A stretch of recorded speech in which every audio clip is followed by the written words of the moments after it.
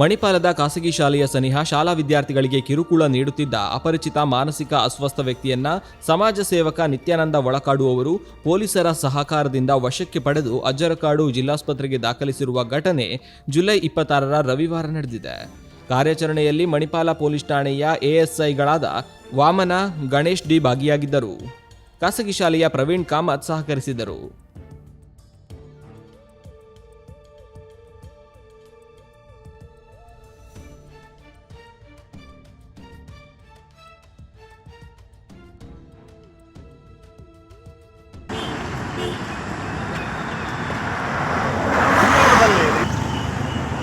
हुई पूरा गटबाजी ¿Qué